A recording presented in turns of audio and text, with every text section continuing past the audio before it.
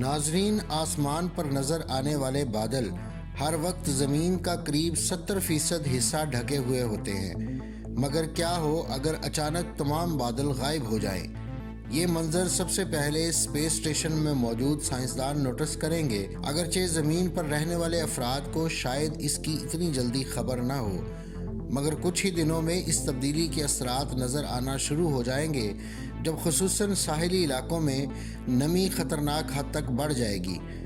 اصل میں عام طور پر جب پانی بخارات بن کر اڑتا ہے تو وہ اوپر جا کر ٹھنڈا ہو کر بادلوں کی شکل اختیار کر لیتا ہے، مگر جب یہ پانی بادلوں کی شکل اختیار نہیں کرے گا تو فضا میں نمی کی مقدار 100% تک پہنچ جائے گی۔ ہوائی جہاز پر سفر کرتے ہوئے آپ کو معمول سے زیادہ ٹربولنس کا سامنا کرنا پڑے گا۔ بادل سورج کی حرارت کا ایک بڑا حصہ زمین تک پہنچنے سے روکتے ہیں۔ بادلوں کے بغیر درجہ حرارت میں بھی اضافہ ہو جائے گا، جس سے موسموں کے نظام پر بھی برے اثرات پڑیں گے، مگر ان سب اثرات کے علاوہ سب سے اہم فرق یہ پڑے گا کہ بادلوں کے بغیر کسی قسم کی بارش، برف باری وغیرہ نہیں ہوگی، اور اس سے میٹھے پانی کی فراہمی کا سائیکل رک جائے گا، یعنی آہستہ آہستہ تمام جھیلیں، دریا، نالے اور چشمے خشک ہو جائیں گے۔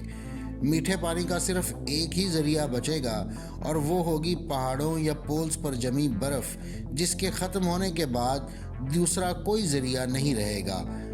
اور ماہرین کے اندازوں کے مطابق اگر ہم نے ان تمام وسائل کا استعمال موجودہ ریٹ سے برقرار رکھا تو زمین پر موجود تمام میٹھا پانی صرف 23 سال میں ختم ہو جائے گا۔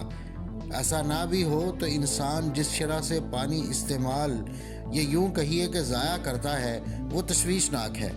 اگرچہ یہ صرف 21% پانی ہے، باقی کا بڑا حصہ بجلی پیدا کرنے والے پلانٹس اور زراعت کے لیے بھی استعمال ہوتا ہے۔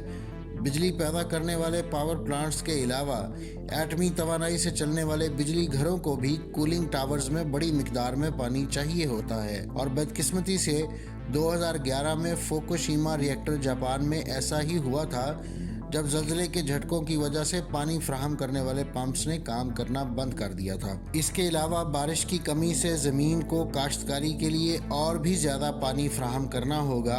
بہت سے جنگلی اور خودرو پودے پانی کی کمی کی وجہ سے ہمیشہ کے لیے ناپید ہو جائیں گے، جس سے جانوروں کی تعداد پر بھی برے اثرات پڑیں گے۔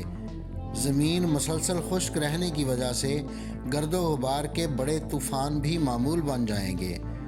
بادلوں کے ختم ہونے سے موسموں پر بھی برے اثرات پڑیں گے، اور زمین کا اوسط درجہ حرارت 22 ڈگری تک بڑھ جائے گا۔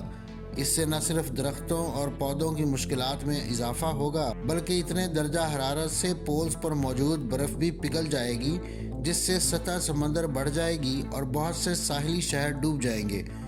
دنیا کا ایک بڑا حصہ ریگستان کی شکل اختیار کر لے گا، اور زیر زمین موجود پانی بھی سمندری پانی سے متاثر ہونے لگے گا۔